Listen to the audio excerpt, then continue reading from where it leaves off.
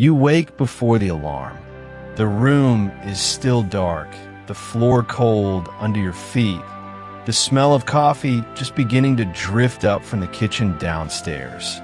And before any of that fully registers, before the day has even started, your hand is already reaching for the watch on the nightstand. 71% recovery. 6 hours and 42 minutes of sleep. Your heart rate dipped too late in the night. And just like that, you've already failed. There's a particular kind of exhaustion in that. Not the exhaustion of work, or of age, or of the years pressing down on your shoulders. It's the exhaustion of watching yourself, of measuring, of the quiet, relentless act of checking. The New York Times ran a piece on people who'd built their whole lives around tracking. Every step counted, every hour of sleep scored, every calorie logged, every heartbeat charted, every breath turned into a number on a glowing screen. Disciplined people, careful people, people who genuinely believed they were taking care of themselves. And now they're quitting. All of it. Throwing the rings in a drawer. Letting the batteries die. Walking away from the very devices they once swore were keeping them alive. The question underneath that is heavier than it looks. What if the obsessive monitoring of your own health was actually making you worse? I don't say that as a slogan. There's a low hum that lives in the chest of a person who is always measuring. A faint, constant anxiety, like the buzz of a refrigerator in a silent house. You stop hearing it because it never stops. But your body hears it. Every single second. The screen tells you that you slept badly, so you spend the day bracing for collapse. The number says your stress is high, so your stress climbs higher. You want to control. What you got was a thinner sleep, a tighter jaw, a slow tightening of everything you were trying to loosen. Here's what most people never get told. The act of watching yourself with fear changes the very thing you're watching. The body is listening to the story you tell about it. So picture that man, waking in the dark, reaching for the watch before he reaches for the light. He thinks he's holding the proof he's still alive. He's holding the very thing that's wearing him down. And he won't see it until the morning he forgets to reach at all. Let me tell you something about the people selling you the cure. You've seen them. Maybe at 3 in the morning, when sleep wouldn't come and your thumb kept moving across the glass.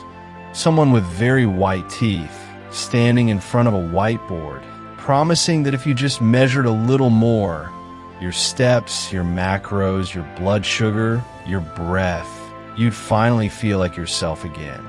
The lighting is warm. The voice is confident.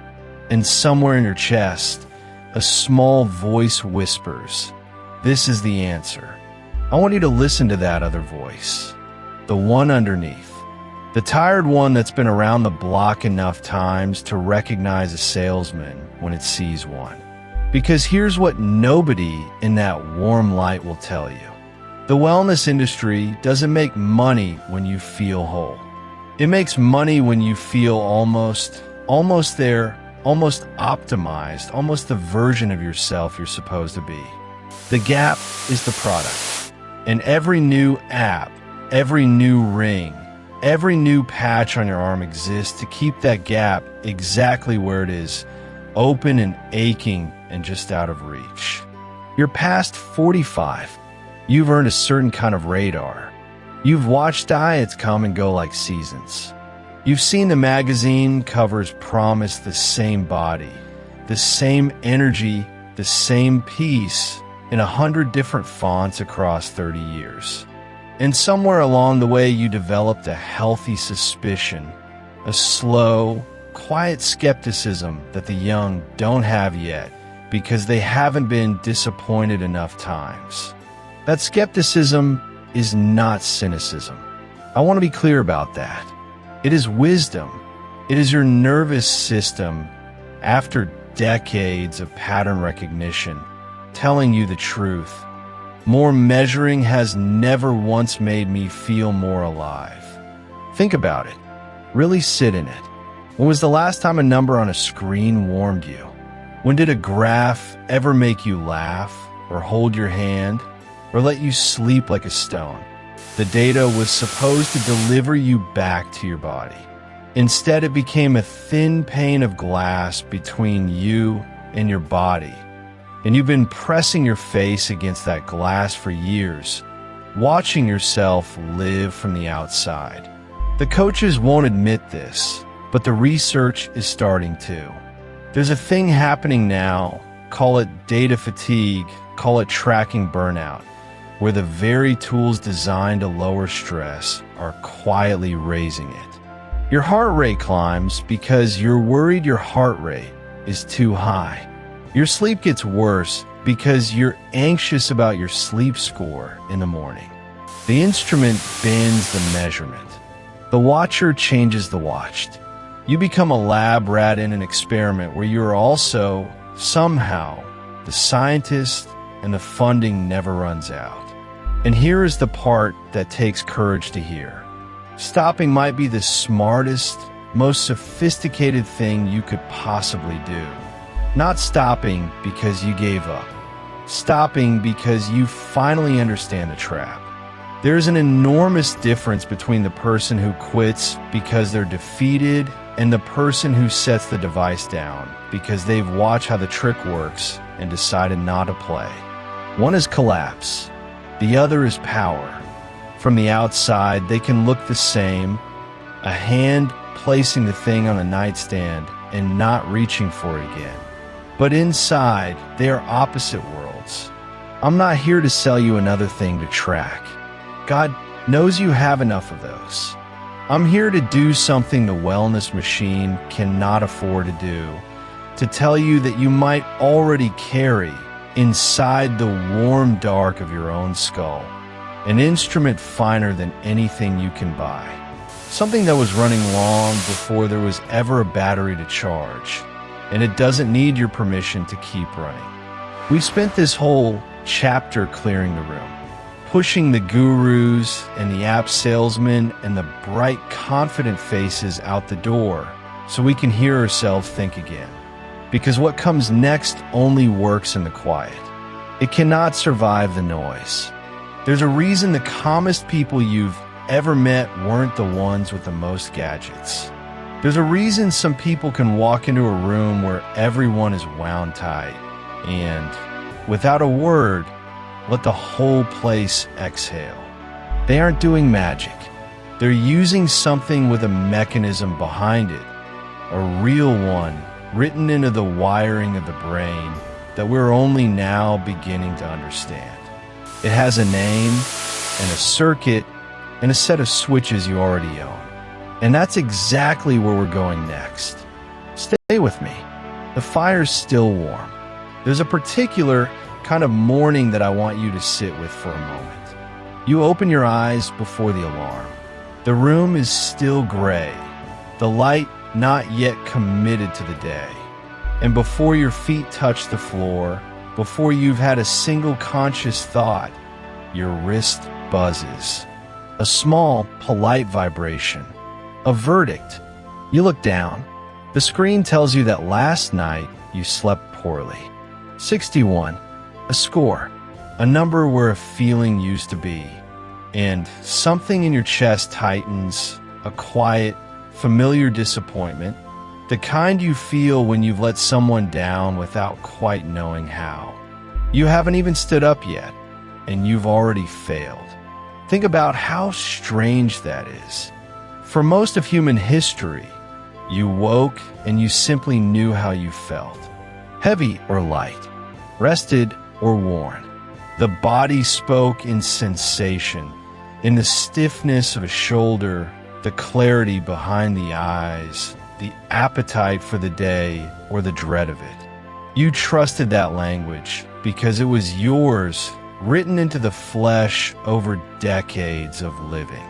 Now, there is a translator between you in your own body. A small glass rectangle that speaks in percentages and graphs. And you have quietly handed it the authority to tell you whether your own night was good or bad. You drink your coffee, and instead of tasting it, you're already thinking about your resting heart rate. You're wondering if today's stress score will climb into the red. This is the thing no one warned you about. They sold it to you as freedom, as knowledge, as control. And in the beginning, it felt that way. The first weeks of tracking are almost intoxicating.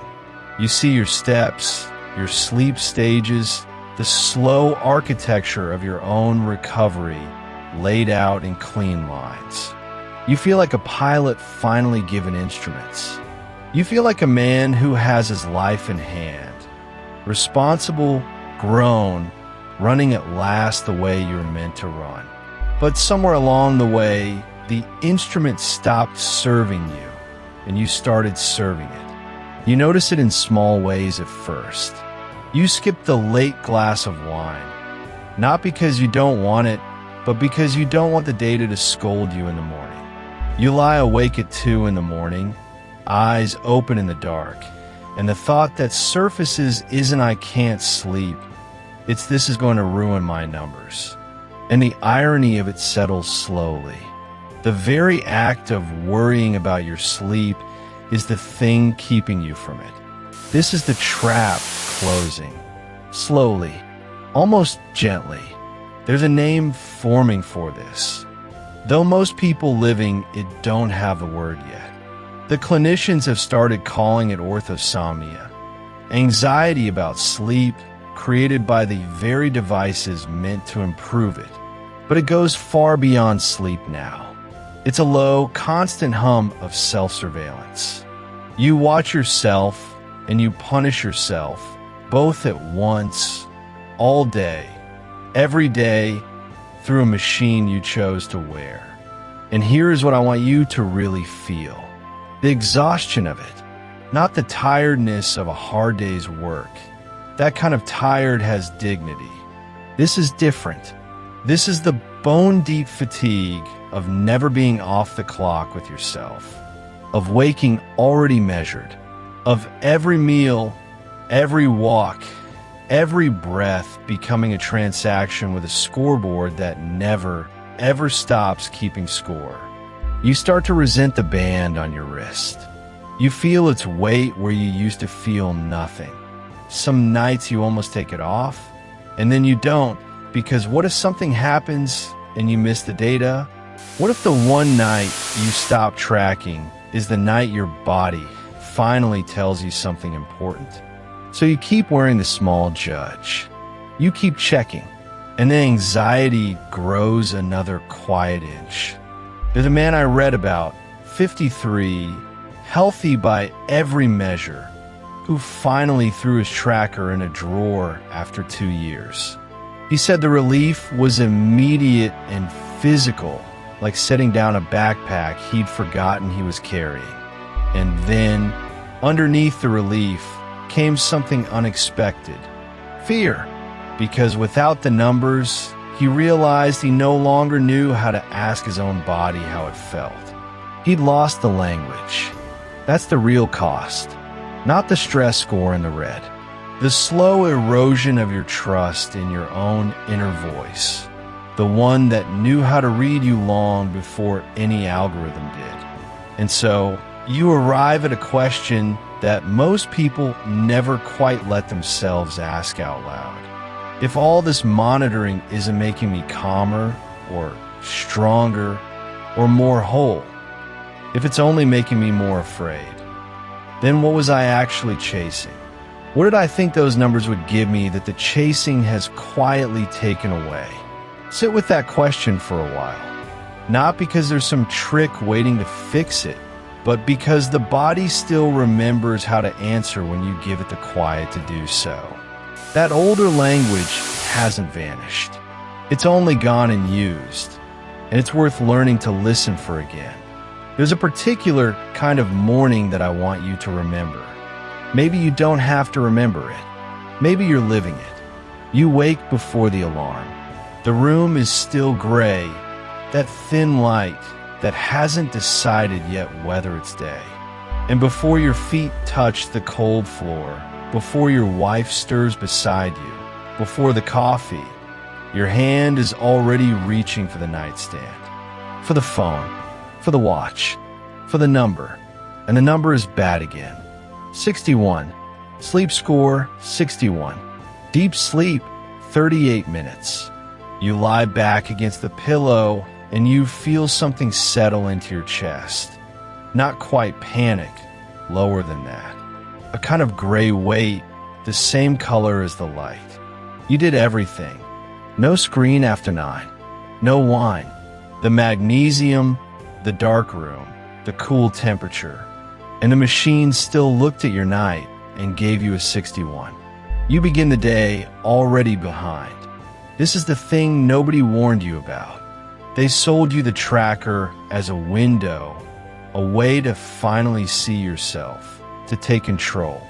And for a while it felt like that. But somewhere along the line, the window became a mirror, and the mirror only showed you one thing. Failure. Quiet, daily, documented failure. The scale does it too. You've eaten clean for 11 days. 11. You step on it in the morning, feet cold on the tile, your breath held tight and shallow without your meaning to. And the number hasn't moved. Or worse, it went up. A pound. 2. And the rational part of you knows it's water. It's nothing. But the other part, the older part, the part that's tired, that part just hears, asterisk still not enough. You're still not enough, asterisk. And so you walk. The watch buzzes at you. 7,000 steps. You needed 10. There it is again. A small electronic shrug of disapproval strapped to your own wrist, telling you that even the walking you did was a kind of losing. And look at what you've ended up with. You went looking for help, and you came home with a scorekeeper, a relentless, sleepless accountant who tallies your body every single day and hands you the same verdict over and over. Deficit, deficit, deficit. And the cruelest part is that you can't argue with a number. You can't reason with it. There's no room in a 61 for the fact that your grandkid had a fever, or your back hurt, or your mind was running circles at 3 a.m. about things you can't fix. The number doesn't know your life. It only knows you fell short. I've sat with this. I've felt in my own chest that low hum that starts the moment I look at the data. And here's what I've come to understand, slowly. The way you understand things that hurt, the problem was never the 61. The problem is what the 61 did to you. Because every time you read that number and your stomach tightened, every time the scale stayed still and you felt that flush of shame rise up your neck, your body was listening. Your nervous system doesn't know the difference between a charging bear and a bad sleep score. It only knows the feeling, the contraction, the bracing. And so each morning, before you've even stood up, you've already poured something hot and tightening into the very system you were trying to heal. You want to sleep better, and you filled your mornings with dread instead. You want the weight to come off, but there's a chemistry to all that worry. The body, braced and flooded, decides to hold on to every ounce it can, the way it would in a famine. You want to feel well, and the very act of measuring it is making you sick. It's not a small thing. It means that the harder you tried, the worse it got. Not because you were weak, not because you lacked discipline, but because you were caught in a loop that fed on your own worry, and the watching itself was doing the damage. And I think, if you're honest, you already knew this. Somewhere underneath the data, you felt it, that a good day used to feel like a good day before something told you it scored a 61. That you used to wake up and just be a man in a quiet room, not a project that was failing its metrics. So tonight, I'm not going to ask you to fix your number.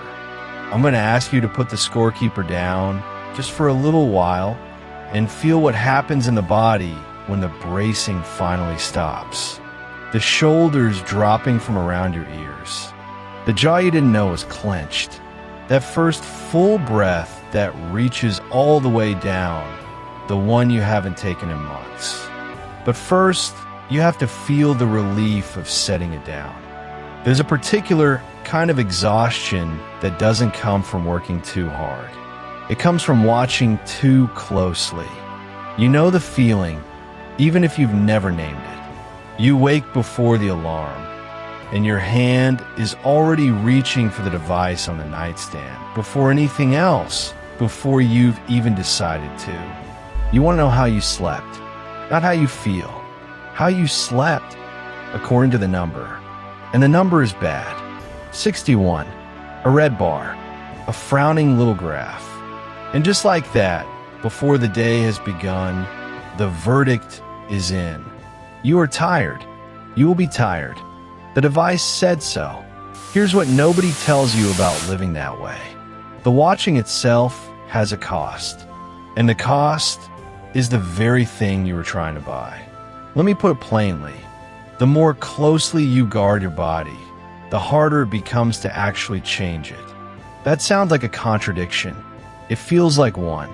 Surely vigilance is the path to control. Surely if I measure it, I can master it. But the body doesn't work the way a spreadsheet works. The body has an older logic, written long before numbers existed. Picture an animal at the edge of a clearing, ears swiveling, nostrils wide, every muscle half-cocked, ready to bolt. That animal is not relaxed. It is scanning for the snap of a branch, the shift of a shadow, the thing that might kill it. And in that state, something happens that you can feel in your own chest if you sit with it long enough. The breath goes shallow. The gut goes quiet. The leak was failing you. You are doing everything right and getting further from shore. I want you to feel the weight of that for a moment, not as failure, as liberation. Because if the watching was the problem,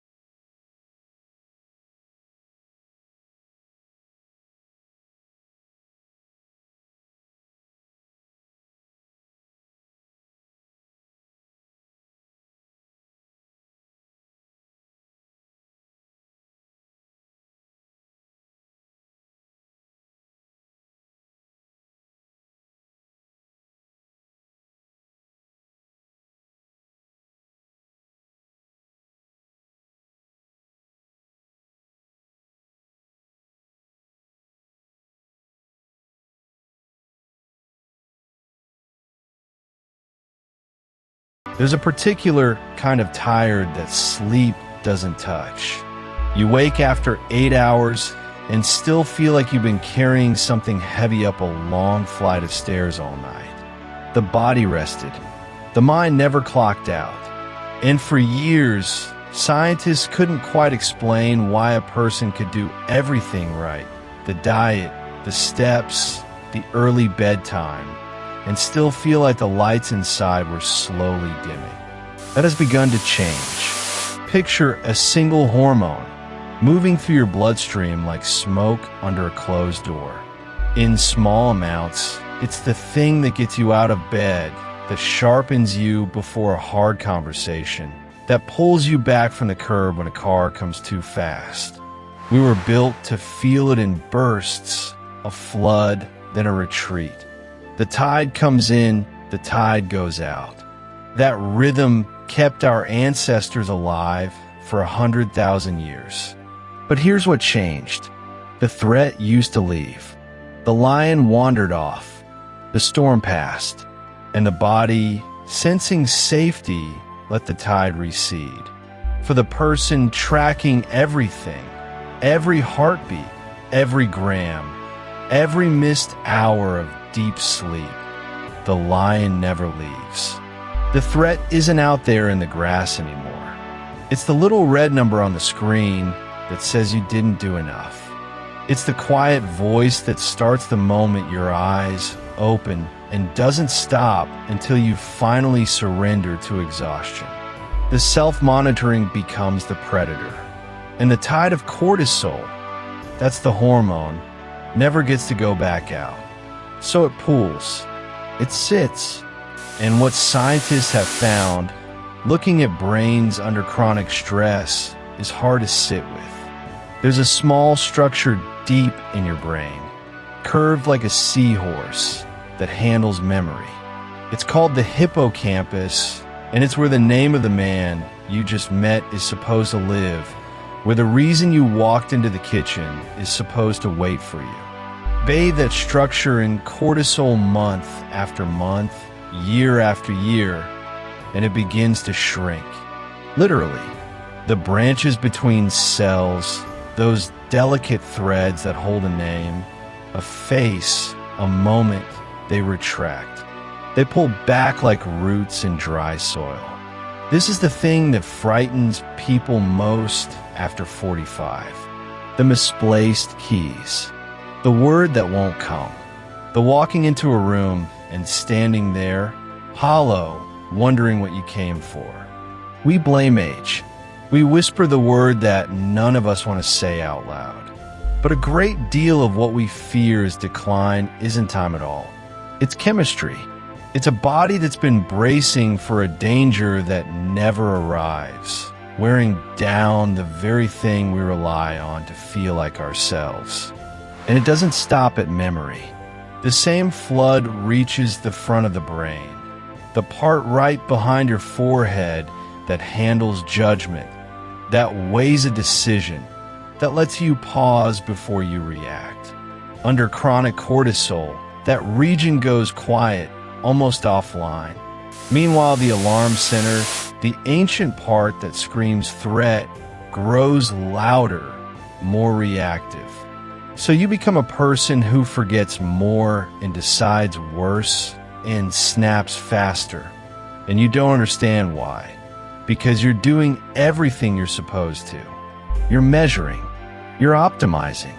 You're trying so hard. That trying. That's the trap nobody warned you about. The cruelest part of this whole story is that the effort to fix yourself can become the very thing breaking you down. The vigilance you mistook for discipline was just the tide refusing to go out. Sit with that for a moment, because it changes everything about what comes next. If the damage comes from a body stuck in alarm, then the answer was never going to be found in more data, more pressure, more cracking the whip. You cannot monitor your way out of a problem that monitoring created.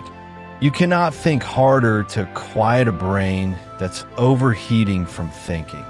So what does work? not willpower. We just watched willpower turn against us. Not another tracker, another metric, another number to chase down at midnight. The way out has to come through the body itself, through whatever it is that finally tells the nervous system the line is gone. The tide can come back in only when something convinces it that it's safe to recede. And that's where this gets strange, because the something that calms that storm, the mechanism that pulls cortisol back down and lets the body stand down from alarm, turns out to involve something so familiar that most thoughtful people stopped taking it seriously a long time ago. It lives in the space between what you picture and what your body believes is real. That bridge is more solid than it sounds, and understanding how it carries weight is where we turn next. There's a moment late at night when the house goes quiet enough that you can hear your own pulse. Maybe you've felt it lying in the dark, the ceiling fan turning slow above you, the sheets cool against your skin. And in that stillness, something taps at your chest. A rhythm, steady then not. You count it without meaning to. And somewhere in the back of your mind, a small voice asks, "Is that normal?" That voice is the one the trackers fed, the one that turned a heartbeat into a verdict. But here's what the data people almost never tell you. For decades now, in labs you've never heard of, researchers have been measuring something stranger than steps or sleep stages. They've been listening to the conversation between your heart and your brain. Not the heart as a pump, the heart as a sender. Because your heart doesn't just beat, it transmits. Every contraction sends a wave of signal up the vagus nerve, straight into the regions of the brain that decide whether you are safe or in danger. And that signal carries a quality, a texture. They call it coherence. When you're afraid, when the day has chewed on you, when the inbox glows and the shoulders tighten toward the ears, the rhythm between heartbeats turns ragged, jagged, the spacing between beats lurching short, then long, then short again. And the brain, reading that broken wave, concludes something simple and ancient: threat. It doesn't matter that there's no line. There's only a spreadsheet, a diagnosis, a number trending the wrong way. The body can't tell the difference. It just feels the chaos in the signal and braces. But when you're calm, truly calm, the kind that settles into the belly, that same rhythm smooths into something almost musical. A gentle, rolling wave. And the brain reads that and stands down. The cortisol eases. The blood vessels open. The immune system, which had been crouched and waiting, exhales and goes back to its quiet work of repair. Think of where that leaves us. The most powerful health intervention available to you tonight isn't on a wrist. It's in the quality of the wave your heart is sending right now. And no app can hand you that. No metric can buy it. There's research, careful, peer-reviewed, the unglamorous kind, showing that people who learn to steady that internal rhythm see their bodies change in ways they can feel. The pressure behind the eyes easing. The low fever of stress cooling out of the blood. Recovery quickening after illness. The way a wound on a rested body knits faster than on a sleepless one. Not because they tracked harder, because they felt safer. Because the body, it turns out, doesn't respond to the facts of your life. It responds to the story your nervous system is telling about those facts. And this is the part that stops people cold, the part almost nobody connects. What you hold in your mind, vividly, repeatedly, with feeling, your body responds to as though it were happening. Picture a threat and the heart phrase before anything has happened. Picture safety, warmth, a hand on your shoulder, a door closing on a quiet room. And the rhythm smooths, the chemistry shifts, the repair begins. The body doesn't wait to confirm the facts. It leans toward the picture, you keep showing it. Notice where that leads. For years, people heard the idea that the mind could shape the body and set it aside as a comfort, a nice thought with nothing under it.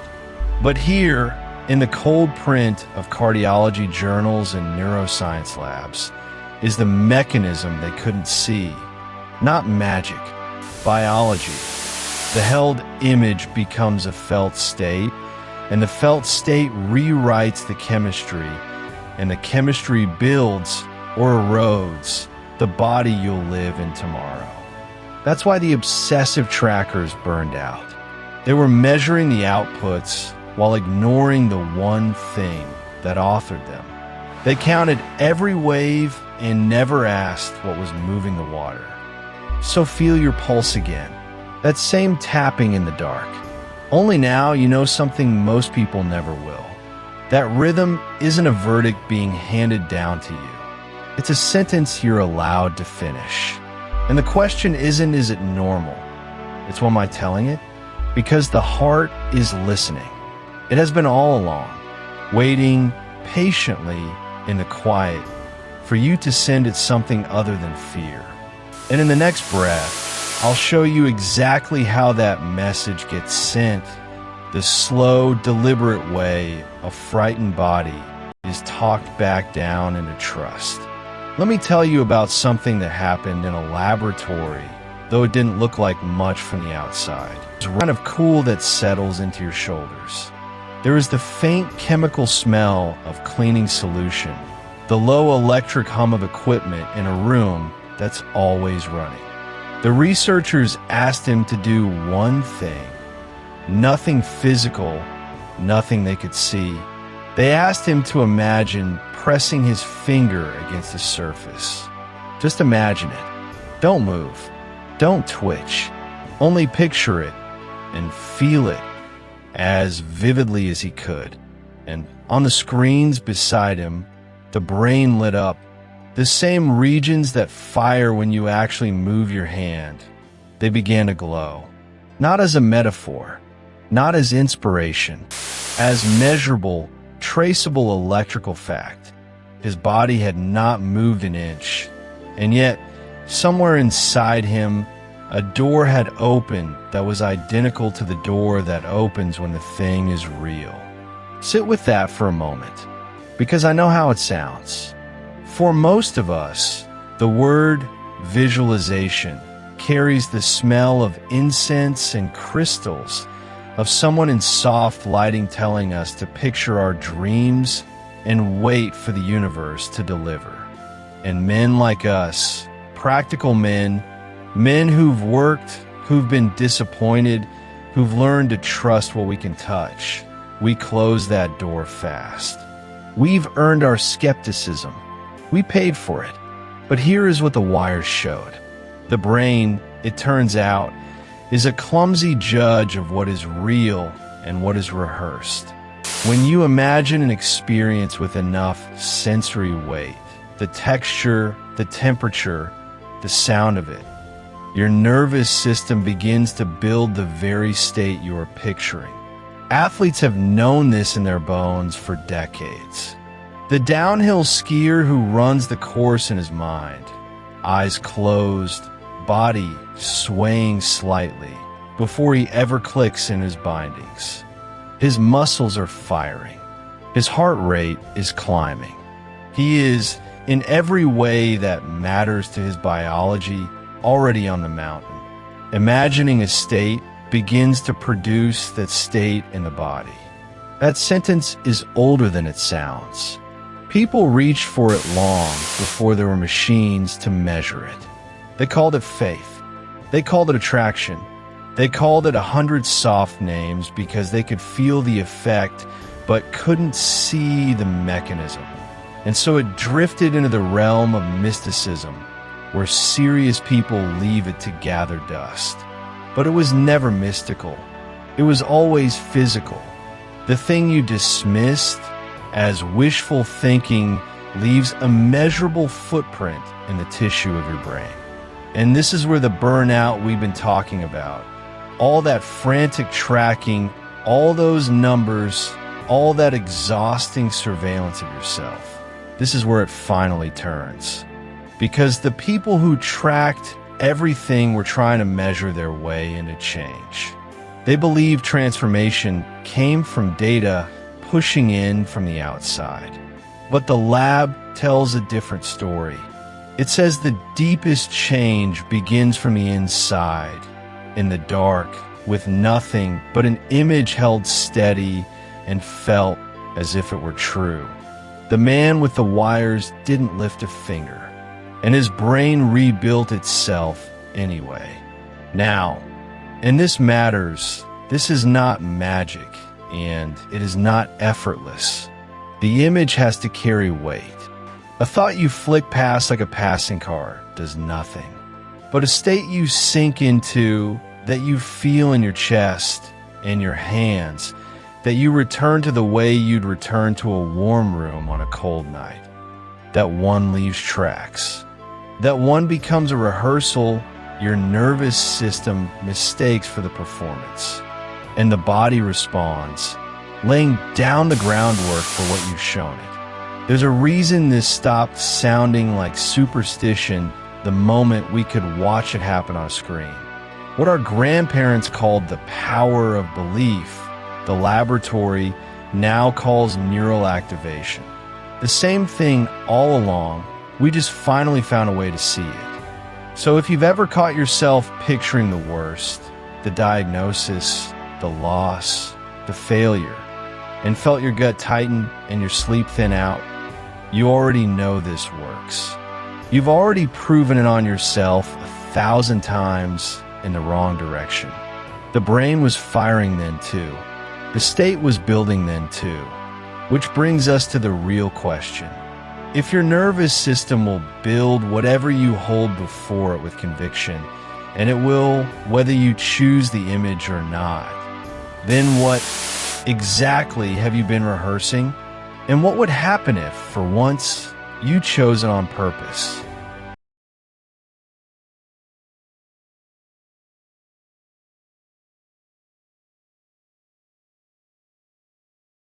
The kitchen has gone quiet. The phone is back in its cradle, the news still ringing in your ears.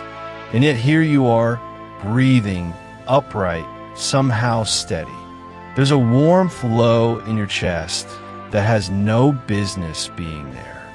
That warmth is a measurement no device on your wrist will ever take. Think about that for a moment. You've spent years, maybe most of your life, believing that what matters is what can be counted. Steps, heartbeats, hours of sleep broken into colored bars. You trusted the numbers because numbers felt honest. They didn't flatter you. They didn't lie. And in a world that seemed to spin faster every year, those small certainties were something to hold on to. But here's what nobody told you.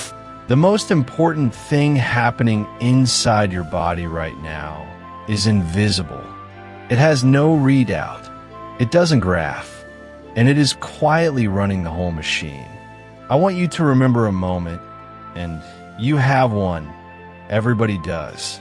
A moment when something was wrong on paper, but you knew somehow that you were going to be all right. Maybe it was a hospital waiting room. Maybe it was the kitchen table after a call you didn't want to take. The numbers around you said danger. But underneath the fear, there was this strange, steady warmth inside your chest. A calm that didn't make sense. And you held it close, sheltered it, kept it lit. That warmth has a name, though almost no one speaks it plainly. It is your internal state. The emotional weather you live inside, hour after hour, breath after breath. And it turns out that state, is not the passenger in your biology. It's the driver. Listen to how the body actually works. Your heart doesn't beat like a metronome, ticking out a clean mechanical rhythm. A healthy heart speeds and slows, breath by breath, in a living pattern. And when you settle, when the shoulders drop and the jaw unclenches and the worry stops circling, that pattern shifts. The heart and the breath and the brain begin to move together. In that state, your body finally stops bracing. The repair crews come out. Sleep deepens. Inflammation cools. The wound closes. No wristband measures that. It could tell you your pulse went down. It cannot tell you that you felt safe for the first time in a month. And safety, real, felt, settled safety, is the condition under which a human body heals. Always has been. This is what the trackers got backwards. They measured the smoke and ignored the fire. They counted the symptoms of a state without ever touching the state itself. You could be lying perfectly still, heart rate low, sleep score green, and be drowning in a low, electric dread that keeps the body locked in defense all night long. The numbers said you rested. Your cells knew you didn't. And the opposite is just as true. You can have a terrible night by every metric and wake with a quiet strength in you because somewhere underneath the data, you came home to that warmth. That calm the machines can't see. For years there were people, and maybe you were quietly one of the skeptics watching them, who talked about the energy you carry, the vibration you hold, as if it were some soft, mystical nonsense. And you rolled your eyes because you're a grown adult who has paid bills and buried people and earned the right to be unimpressed by magic. But this was never magic. The state you hold inside is a physical, measurable, body-altering reality. It changes your blood chemistry. It changes the signals running down the long nerve that connect your gut to your brain. It changes whether your body spends the night defending or repairing. The old language was clumsy. The mechanism is real. They were pointing with the wrong words at the truest thing about you. So stay here with me a moment before we go any further. You were never going to optimize your way to peace by collecting more numbers. You were measuring the wrong thing the entire time. The dial that matters isn't on your wrist. It's behind your ribs. It's the state you're in right now as you listen to my voice. Whether your breath is shallow or slow, whether something in you is bracing or beginning finally to soften, that state is yours. It's the one thing in this whole exhausting world that no app owns and no algorithm controls. And once you understand how to find it, how to return to that warmth on purpose, you stop chasing the readout. You feel the steadiness move into your hands, your shoulders, your slow and easy breath. The thing every number was only ever straining to describe, you're already holding it. You always were. The dishes are still in the sink. The bills are still in the drawer. The same ache lives in the same shoulder it has lived in for 15 years. A man wakes into that morning and lies there a moment longer than he should, because last night he went to bed believing the noise was finally going to stop. You picture the calm. He breathes slow, and here is the room, cold and unchanged, the gray light coming in exactly as it did yesterday. And he thinks it didn't work. I want to sit with that man for a minute, because he's the one I'm actually writing this for. Not the believer, the one who tried and felt foolish for trying. Here's the truth, and I'd rather lose you with honesty than keep you with a lie. Putting down the tracker is not a magic switch. The numbers were never the disease. They were a symptom of something older, the belief that if you could just measure yourself precisely enough, you could finally control a life that has always been, at its core, uncontrollable. Letting go of the data doesn't dissolve that hunger. It just stops feeding it from the outside. The work moves inward, and inward is slower. Think about a man learning to walk again after the cast comes off. The bone has healed, but the leg has forgotten. The muscle has gone quiet from months of stillness. And on the first day, when he stands, it buckles, and a part of him whispers, "See, you're broken." He isn't broken. He's untrained. There is a difference, and the difference is everything. That's where you are. The capacity is in there. The wiring that lets a calm internal picture quiet your heart, smooth your breath, change the chemistry running through your blood. That's not mysticism. That's machinery you were born with. But machinery that hasn't been used in decades doesn't roar back to life on the first turn of the key. It coughs. It sputters. It asks you to come back tomorrow. So let me be plain about the conditions. Because there are conditions, and the people who skip them are the people who quit by Thursday. The first is sleep.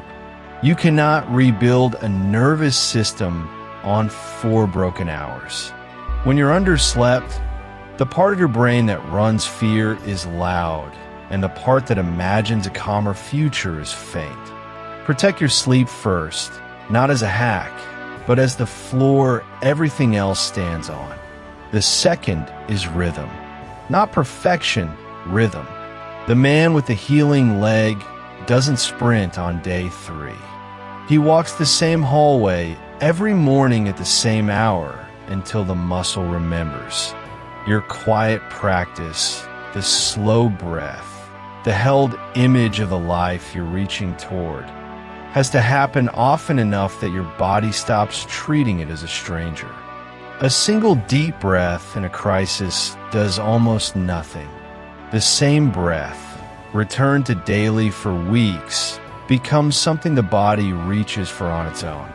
And the third, this is the hard one, is patience without proof. You spent years demanding the screen show you a number before you'd believe anything changed. This path won't do that. For a while you'll do the work and feel nothing measurable and have to decide, on understanding rather than evidence, to come back anyway. That's not weakness. That's how every real change in a human being has ever happened. Quietly, beneath the surface before the surface ever showed it. I'm telling you this because I respect the skeptic in you. How about one of me too? He saved me from 100 con men. And he's right to ask, where's the catch? So here's the catch, said plainly. This asks for consistency more than it asks for belief. You don't have to feel it working. You don't have to chant anything or convince yourself of anything. You just have to keep showing up to the same simple practices long enough for a tired nervous system to remember what it always knew how to do. That's the deal. No fireworks. No overnight man reborn. Just a leg that stops buckling somewhere around the 3rd week, and a quiet that one morning you notice has been there a while. You'll be standing at the same sink, the same gray light coming in, and the ache in the shoulder will have loosened by a degree you can't quite date. The miracle was never speed. The miracle is that it works at all, slowly, unglamorously on its own clock, whether or not you ever catch it in the act. There's a moment, somewhere around 4 in the morning, when the house goes so quiet you can hear your own pulse. You lie there, and for years maybe you didn't notice it, but now you do, because somewhere along the way you were taught to count it, to measure it, to worry about it. Feel that for a second. The weight of the blanket, the cool edge of the pillow against your cheek. And underneath it all, that small electric hum of vigilance that never quite turns off, the part of you still on guard, still checking, still asking, am I doing this right? That hum is the thing we have to release now. Not the body, the watching of the body. Here's what I've come to understand after the headlines, after the studies, after watching good people grind themselves down, trying to optimize every breath. Your body was never the enemy. The surveillance was. Sleep, your heartbeat, the slow tide of your breathing. These were never meant to be witnesses against you. They were meant to be instruments you could play. So let me give them back to you, the way you'd hand a man back something that was always his. Start with breath, because it's the only system in your body that runs on its own and answers to you. Right now, wherever you are, let the air go out longer than it comes in. Breathe in for a count of 4, out for a count of 6, maybe 8. You don't need a device to tell you it worked. You'll feel it, the jaw unclenching, the shoulders giving up a tightness they've carried so long you'd stopped calling attention and started calling it yourself. That long exhale is a message sent straight to the oldest part of your nervous system. It says, asterisk, the danger has passed. You can come down now. Asterisk. And here's the part nobody put on a smartwatch screen. When that exhale lengthens, your heartbeat begins to fall into a rhythm, even unhurried, like the swell of water far from any shore. Your heart, your breath, and your mind stop arguing with each other and start moving like one thing. You don't have to track it to reach it. You just have to breathe like a man who has nowhere urgent to be. Do you remember that feeling? Maybe from a long time ago, sitting on a porch as the light went gold and then gray. The smell of cut grass. No clock running in your chest. That wasn't laziness. That was your body knowing the way home long before any app tried to sell it back to you. Sleep is the same. We turned it into a scoreboard, a number we'd check before our feet even hit the floor, a number that could ruin a morning. But sleep responds to invitation, not pressure. Dim the lights an hour before bed.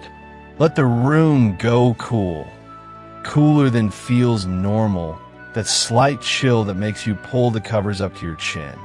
Let the last thing your eyes see be something dim and warm, the orange of a low lamp, not a screen glowing blue like a small interrogation light. You're not chasing a perfect score. You're setting a table and trusting the guest to arrive.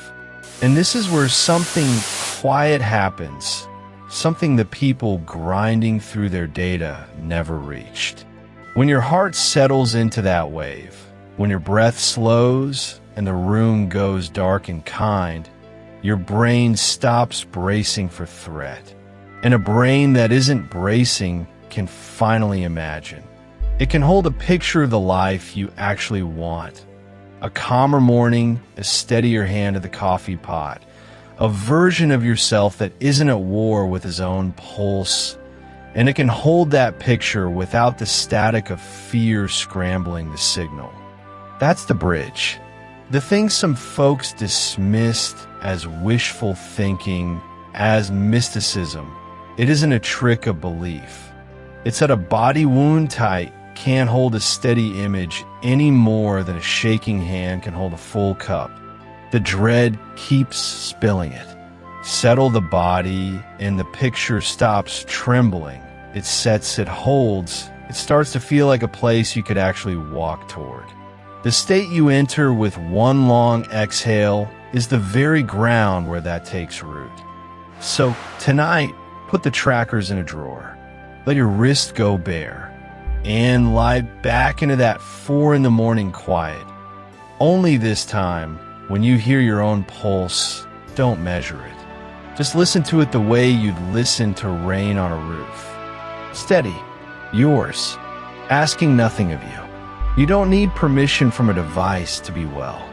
You only needed to remember that the instrument was always in your hands. And from this calm, this quiet, coherent ground you just built without a single number, something begins to stir, the way a man who has finally stopped running notices at last where his feet were always pointed. There's a particular hour I want you to find, not the hour your alarm chooses for you, the one just before it, when the room is still dark, the heating hasn't kicked on yet, and the sheets hold the last warmth your body will get for free that day. Most mornings, you reach for the phone before your eyes are even open. The screen burns blue against the dark. The numbers load, and the day begins as an audit. Tomorrow, I want you to leave the phone face down. Stay there a moment longer. Feel the weight of your own arm against the mattress. That's where we start, because everything we've talked about, the remodeled brain under chronic stress, the cortisol carving its grooves, the people who tracked everything and felt worse, all of it points to one quiet truth. The body you're trying to fix is also the instrument you fix it with, and it responds to attention far more than measurement. So here's what I do, and I'll be specific because the specifics are the part that actually works. First, the breath. Before you move, before you think, take one slow breath in through the nose, and then, near the top, sip a little more air in. A second small inhale stacked on the first. Then let it fall out of your mouth, long and unhurried, like setting down something heavy. Do that 5 or 6 times. That double inhale and long exhale isn't a trick I invented. It's the fastest physical lever you have to tell your nervous system the threat has passed. Your heart slows. The static in the chest thins out. You're not forcing calm. You're inviting it back into a body that forgot how to feel safe. Now, and only now, once that hum in your chest is quieted, comes the part most people get wrong. They try to picture the goal, the number on the scale, the bank balance, the thing they don't have, and the body reads that absence as alarm. More cortisol, more grooves. Instead, I want you to picture the state. Not what you'll get, how you'll feel when you already have it. The loosened shoulders, the unhurried walk, the way you'd answer the phone when money isn't a fear. Make it sensory. Feel the warmth of it behind your ribs. See the light in the room. Hear your own voice, steadier than it's been in years. This is the bridge I promised you. What sounds like mysticism, picturing a life until it feels real, turns out to have a plain physical mechanism underneath it. The brain you visualize with doesn't fully separate the rehearsed from the real. Athletes have used this for decades. The neurons that fire when you vividly live a moment in your mind are the same ones that fire when you live it in the world. You're not making a wish. You're building a path in the body, one the rest of you can later walk. And here's why the calm comes first. A frightened nervous system can't hold a clear image. The signal gets scrambled by the noise. That's why the breathing isn't a warm-up, it's the condition. When the body drops into that low, even hum, call it coherence, call it stillness, call it the closest thing to peace you felt before coffee. The visualization actually lands. It takes root. The state you're rehearsing has fertile ground instead of stone. 3 minutes. That's the whole thing. 6 breaths to soften. 90 seconds to feel the life you want already living in your body. Then you get up, but it doesn't end at the bedside. Through the day, you'll feel the old tension creep back. In traffic, in the inbox, in the silence after a hard conversation. When you feel it, you don't reach for the tracker. You reach for the breath. 1 double inhale, 1 long release. a 5-second return to that morning state. You're teaching the body again and again that its baseline isn't fear. It's this. And sleep. Protect it like it's the foundation, because it is. The visualization you rehearse before bed gets consolidated while you sleep, pressed deeper into the wiring by a brain doing its quiet repair work in the dark. So end the day the way you started it. Phone down early. 6 breaths. The felt sense of the life you're building. Let follow you under. You don't need an app to tell you any of this is working. You'll feel it. The grip loosening. The morning that doesn't begin as an audit. The way you catch yourself, mid-afternoon, breathing slow without deciding to. And you realize you've started to feel like yourself again.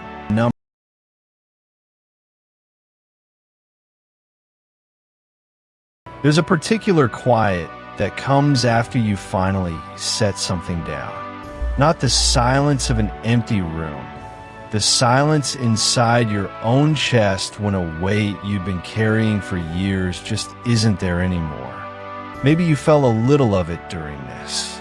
A loosening behind the sternum. The breath that goes a half-inch deeper than it usually does. That feeling isn't nothing. That feeling is your body telling you the truth before your mind catches up. For years, the message coming at people your age has been the same, dressed up 100 different ways. Track more, measure more, optimize harder. The number on the screen knows you better than you know yourself, so submit to it. And a generation of intelligent, capable, weathered adults did exactly that. They handed the keys to a wristband, and it cost them something. Not their money, their relationship with their own bodies. The morning you wake up rested, but the app says you slept poorly, and you choose to believe the app. That's the moment something quietly breaks. That's the moment you become a stranger in your own skin. So let me say the thing this whole video has been walking toward, plainly, the way a friend says it across a kitchen table. You're allowed to feel good without proving it. You are allowed to walk out into the cold morning air. Feel your heart settle into a slow, steady rhythm. Feel the warmth creep back into your fingers, and call that enough. No graph required. No green check mark. Just the oldest instrument you'll ever own. The one you were born with, doing exactly what it was built to do. That's the freedom underneath all of this. Not freedom from caring about your health. Freedom from being a servant to the measurement of it. And it turns out that freedom isn't just gentler. It's more biological, because the calm body, the one that isn't bracing for the next data point, is the body where the brain finally has room to change. The settled heart, the slow exhale warming the air in front of your face, the mind quiet enough to picture the life you actually want. That's not wishful thinking. That's the very condition under which the wiring rebuilds. I want to keep having this conversation with you. Not the loud one happening everywhere else. The one that wants you anxious, scrolling, comparing, paying. The other one, the quiet one. The one where we look at what the world is doing to people like us. And instead of panicking, we get curious. We dig. We come back with something you can actually hold. That's what this channel is. A place to think about your mind and your body without somebody standing over your shoulder with a clipboard. No nagging. No shame about the number you didn't hit. Just two people who've lived long enough to be skeptical of easy answers. Sitting with the hard questions until something real shakes loose. If that's the kind of company you want for the road ahead, then stay. The next time the headlines come for your peace of mind, and they will, I'd like to be in the room with you when they do. To say, I saw that too. Here's what I found. Here's how we hold steady. There's no program waiting behind a velvet rope. No course, no coaching, no upsell dressed as salvation. Just the next conversation and the one after that. The slow kind of knowing that doesn't fit on a screen. The kind that builds up the way trust does between old friends, one cup of coffee at a time, across a table that's seen a few winters. Think about how rare that's become. Something offered to you that asks nothing back except your attention, freely given. In a world that puts a price on every heartbeat, choosing to simply stay, to keep listening, to keep questioning, is a small, stubborn thing. A way of saying you're not for sale. So if you felt that loosening in your chest tonight, that half inch of deeper breath, let it mean something. Let it be the beginning of a different relationship with yourself. One built not on surveillance, but on attention. Not on fear, but on the steady, grounded confidence of a man who has finally stopped outsourcing his own well-being. There's one more thing I want to show you, though. The reason all of this actually works, what's going on underneath in the plain mechanics of it, once you set the mysticism aside. That's where we're going next. Remember the headline that started all of this? The one buried in your feed between a weather alert and someone's vacation photos.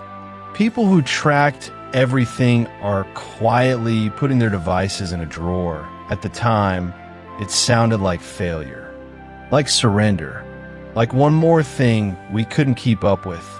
But sit with me here a moment longer, because I want you to see it the way I've come to see it. Picture the man from that article again. The one who measured his sleep down to the minute, who knew his heart rate variability before he knew how he felt. Picture him on the morning he finally took the watch off, the faint pale band on his wrist where the sun never reached, the strange lightness of an arm that no longer buzzed, and the silence. That's what he noticed most.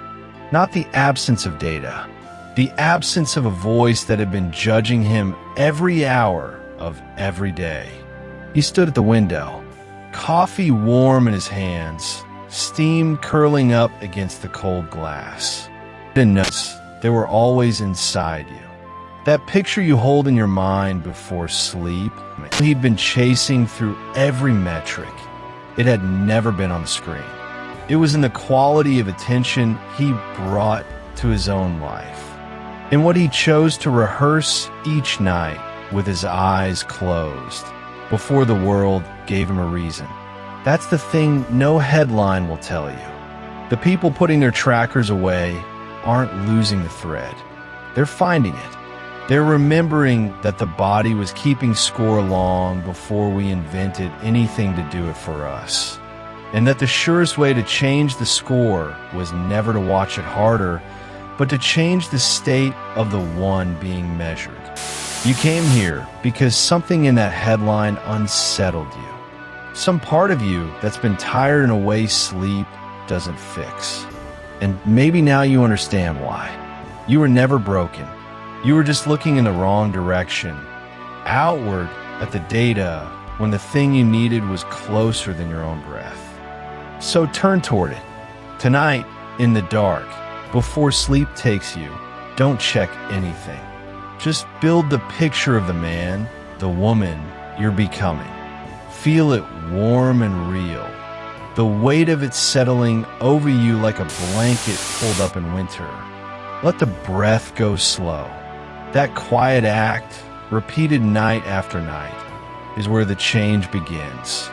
Everything else was only ever a reflection of it. The agency you were searching for, it never left. It was waiting, patient, steady, for you to stop looking at the screen and turn back toward yourself.